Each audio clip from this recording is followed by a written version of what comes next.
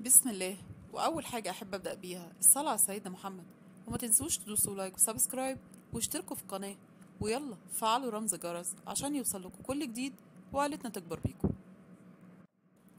ها، ايه رأيك يا أنكل؟ قلت ايه؟ هتساعدني؟ تمام يا بنتي، خلاص أنا معاكي. بصراحة يا عبد الله، أنا مراتي كبرت ومحتاج واحدة صغيرة تدلعني وترجعلي شبابي. طيب ما تتجوز، ما هو حقك. أنا برضو قررت كده، بس خايف من رد فعل أهلها. وتخاف ليه؟ ده انت من اكبر تجار العربيات واي حد يتمناك.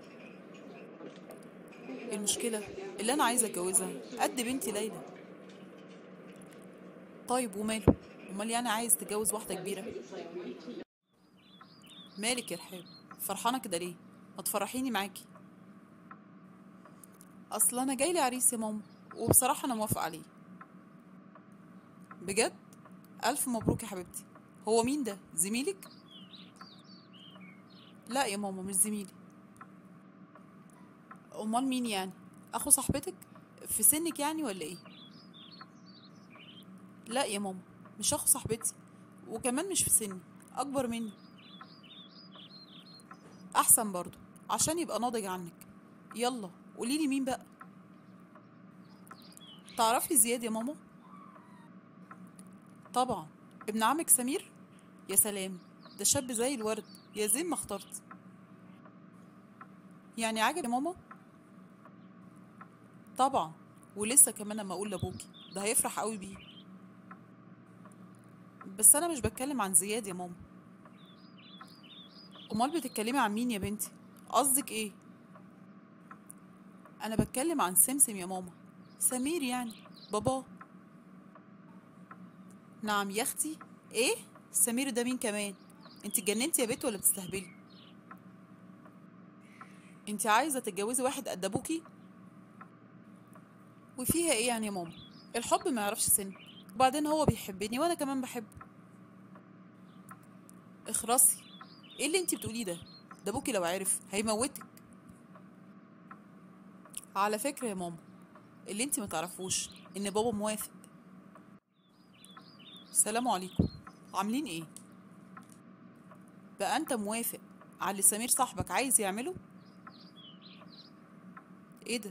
انت عرفتي ازاي؟ وهي دي حاجه هتستخبى؟ صحيح، ده انت راجل ناقص. انا مش فاهم انت متضايقه ليه.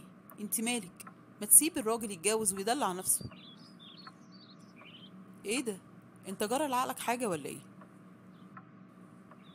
يا ستي انت مضايقه نفسك ليه؟ احنا مالنا؟ مالنا؟ مالنا ازاي؟ انت عايز ترمي بنتك في النار وتقولي ملناش دعوه؟ بنتي؟ وهي بنتي ايه علاقتها بالموضوع ده؟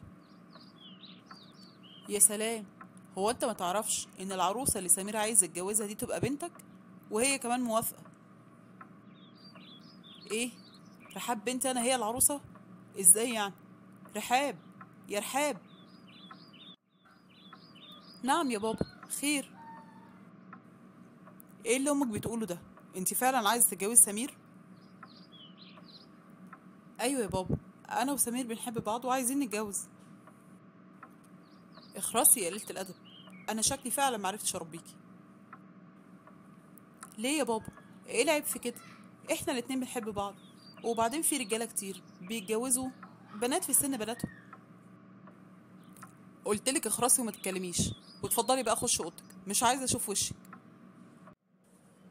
يا ترى عبد الله هيتصرف مع سمير صاحب عمره ازاي، ومع بنته رحاب كمان؟ ده اللي هنعرفه في الجزء الثالث والاخير. استنونا.